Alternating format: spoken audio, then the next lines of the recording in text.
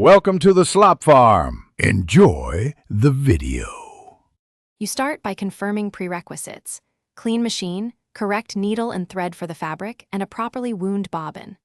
Thread the machine now, making sure the thread goes through each guide and the tension discs. This prevents slack that forms knots. Once done, lower the presser foot to secure the thread path so tension sets. Make sure the bobbin sits the right way and rotates smoothly.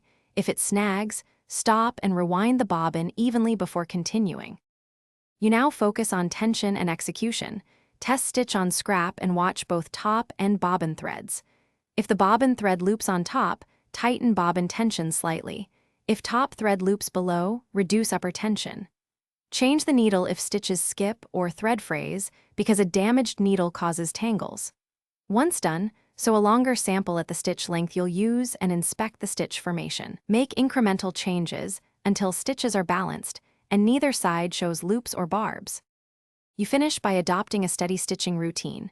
Feed fabric gently without pulling so the feed dogs move it evenly. That prevents sudden slack and tangles. Keep the machine lint-free and lubricated according to the manual because debris and friction grab thread. Once done, if tangling recurs, stop sewing, rethread both upper thread and bobbin in order, and try a fresh spool.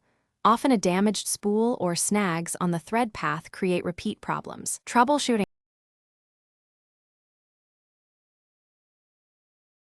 Thanks for watching. Consider subscribing if we helped you today.